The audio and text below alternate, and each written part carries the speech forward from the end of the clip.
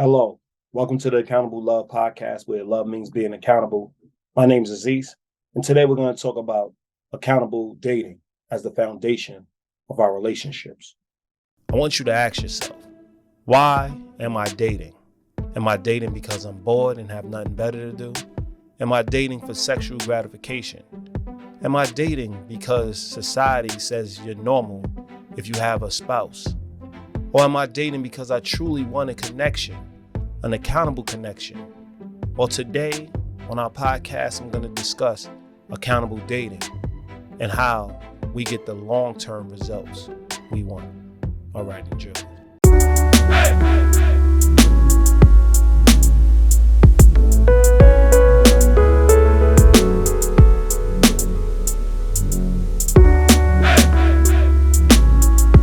Now, I'm not saying 100% of people want a long-term partner, 100% of people want to, end up with somebody ultimately and have a spouse. But a large percentage of people want to end up with a spouse. They want to be in a relationship. They want to actually share their lives with somebody and have a partner to actually go through life with.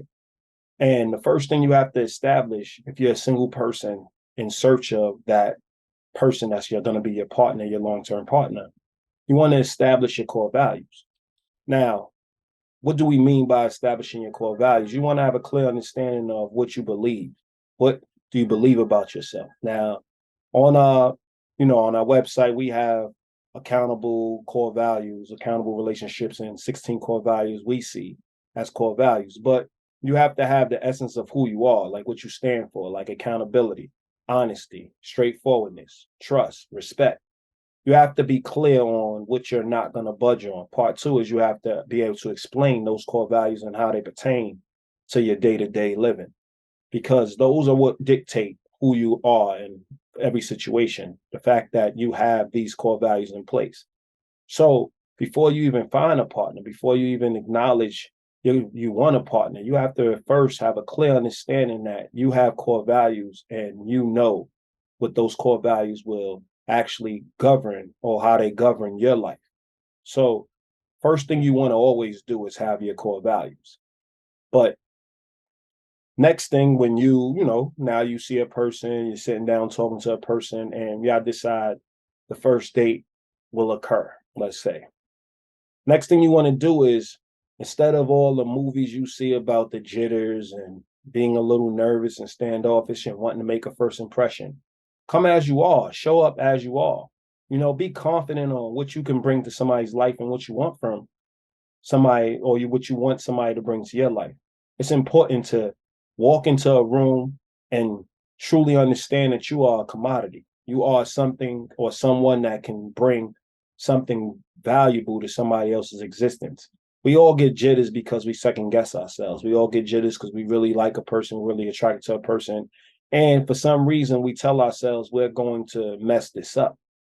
But you're not going to mess it up. You only can turn somebody off that doesn't want to be in a relationship with you. If you show up exactly who you are and you have your core values in hand, 1, 2, you're confident, and you walk in a room and you're ready to engage and you're ready to tell a person what you want out of life. When we say show up, I'm saying show up, not just confident, but understanding that you want a long-term prospect. This is why a lot of people get caught in these instant microwave relationships, because they don't know what they want. They don't establish that they want a long-term relationship. So they may sleep with the person on the first date. They may kiss a person. They may not sleep with a person or push a person away on the first date because they feel like this person is compatible with them and they're scared of commitment. Regardless of the reason, you want to make sure that you are ready for a long-term commitment. And you want to make sure the person sitting across from you is ready for a long-term commitment as well. So instead of doing all the small talking and having and establishing, giggling and laughing, make sure you come to the table with questions. This is an interview. If you feel like, I don't want it to be an interview, it is an interview. And anybody that truly wants to be in a long-term relationship, they understand it's an interview as well. So they're going to want to answer all your questions, because the questions lead to discussions, which lead to a good time. And you are actually establishing something. You're spending 2-3 hours together and you're truly getting to know each other versus all the fluff, versus the banter versus the wit, that draws you into a short-term fluffy relationship. And then you realize what the person brings to the table once your emotions are already dragged in. You come to the table, you don't even know this person, or hopefully you do know this person and y'all decide to date. Maybe our friends beforehand, which we would probably recommend. But if you meet somebody, you like them, you're attracted to them, you want to get to know them, that's what dating is for. You try to get to know them. But at the end of the day, whether you know this person or you don't know this person, let's ask some questions. Let's ask questions that's going to lead to a long-term relationship. Stop trying to not to scare people off. People that want short-term gain, that wants instant microwave relationships, they're going to be scared off by the tough questions and the long-term questions. People that really want to engage, you'll watch them lean in. As soon as you start asking questions, they lean in. And don't get so caught up in your own mind that you're now asking all the questions and they're not engaging or asking no questions. The sign of interest is questions. When you're interested, you ask questions. When you don't know, you ask questions. And let's be honest, they're a clean slate. So therefore, you're going to be asking a lot of questions until you start making statements, because now, once you start making the statements, you either are being asked a question about yourself or you truly are aware of who the person is and you have full confidence in who they are. So you make statements, you make absolutes about them. So the first thing you want to do in any date is show up exactly how you are.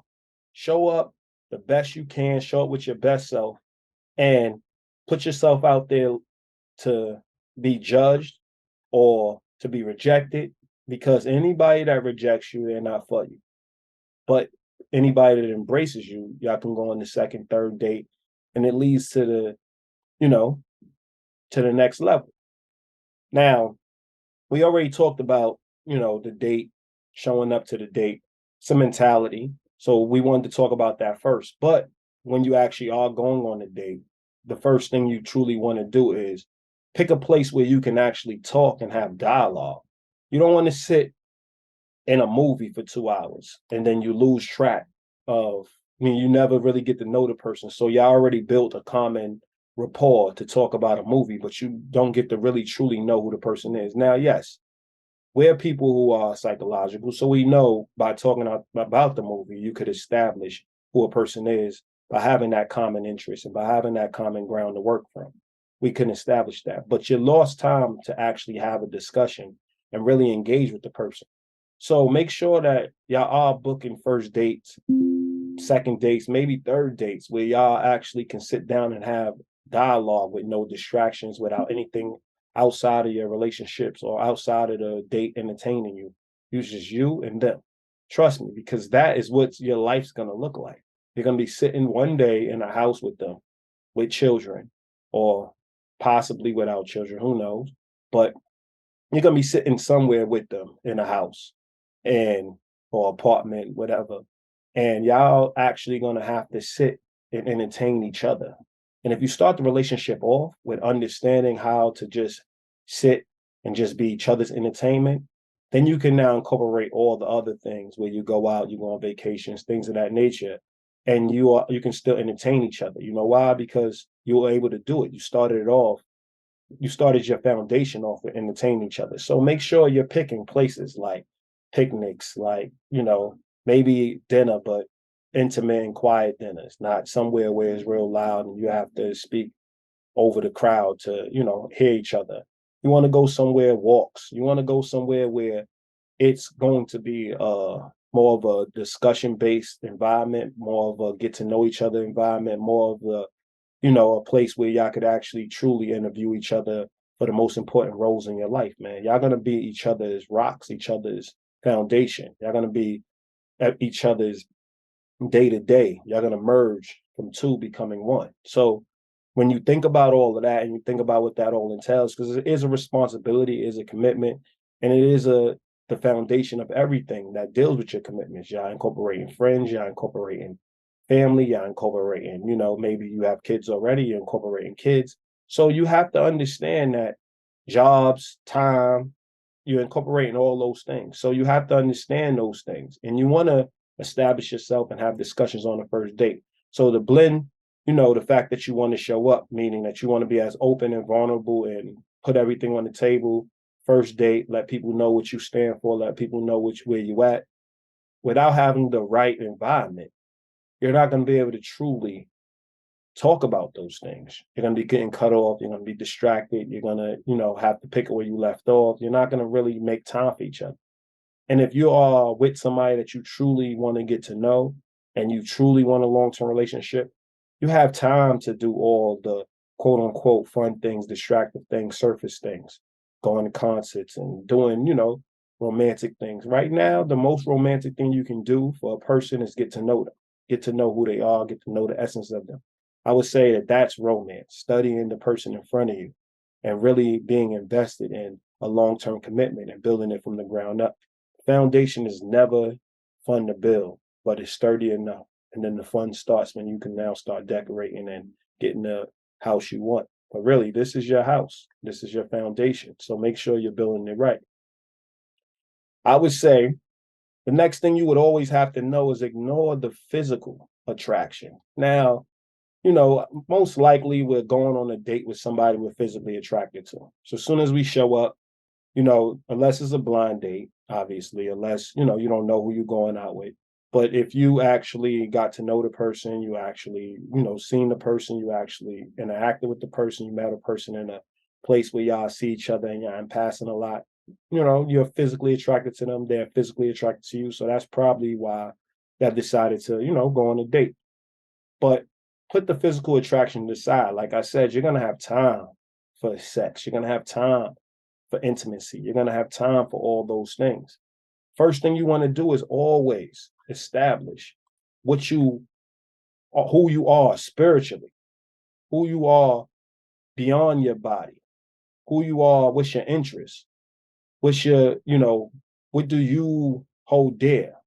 Who's the most important people to you? What do you prioritize? What's your day-to-day look like?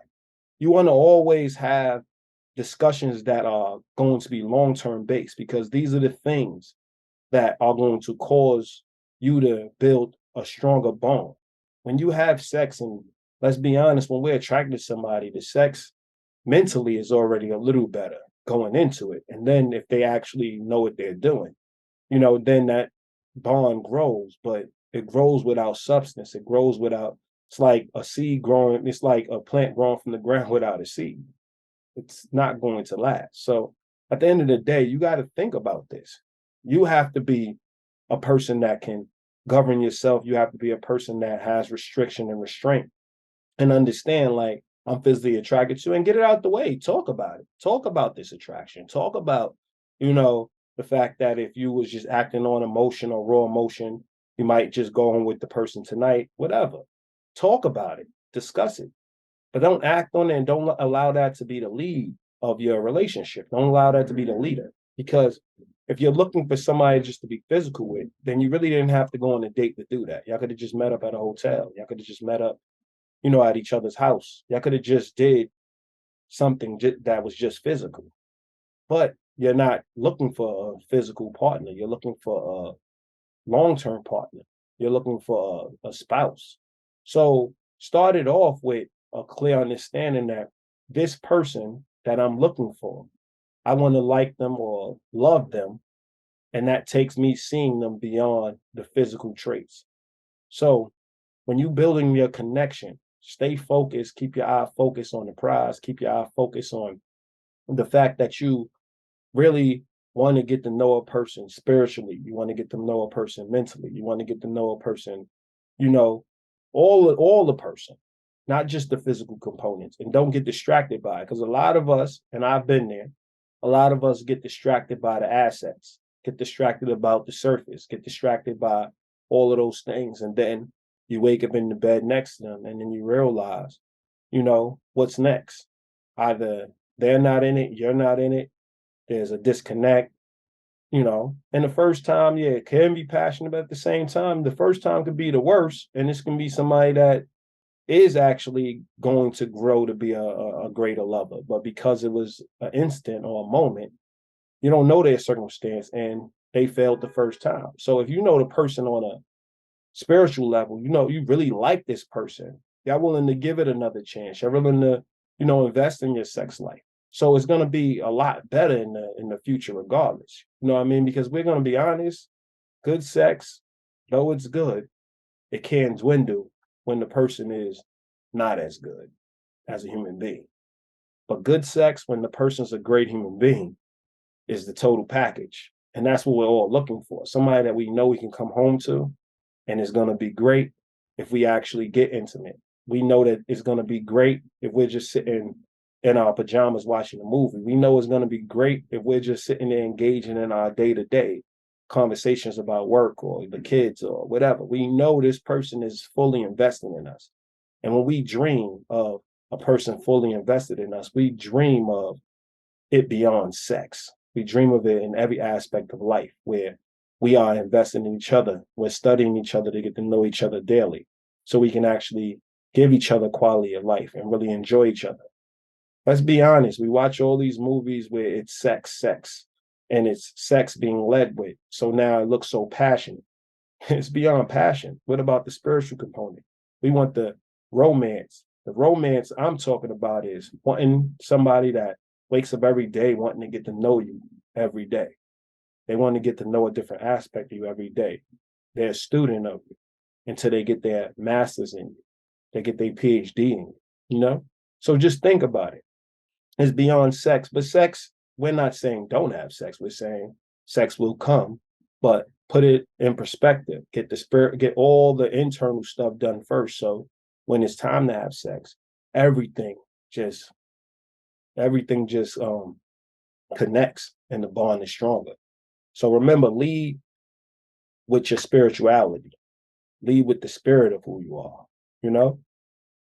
And the biggest thing when it comes to meeting somebody and first dates and being in an accountable dating situation, you want to always know that you're not there to play games. So when you see somebody avoiding questions or avoiding, you know, different statements, or they're not engaging, or they on their phone all the time, or, you know, they're making excuses for the reason they're not as focused. They're there to play games. You have to allow them and set the tone. Tell them you're not there to play games. I mean, don't assume that they're there to play games, but explain, set the tone yourself if you have to. You know, let them know, listen, I'm here for a long-term partner. So if you're not looking for the same thing, let's not waste each other's time. You know, you have to set the tone. Once they say, yeah, I'm looking for something long-term as well, now the tone is set. We're not here to play. We got time to play games. We got time to do the things that we deem mindless and fun, you know? But this is all about being mindful. This is all about building the bond and getting to know each other. So playing games is not a part of the process.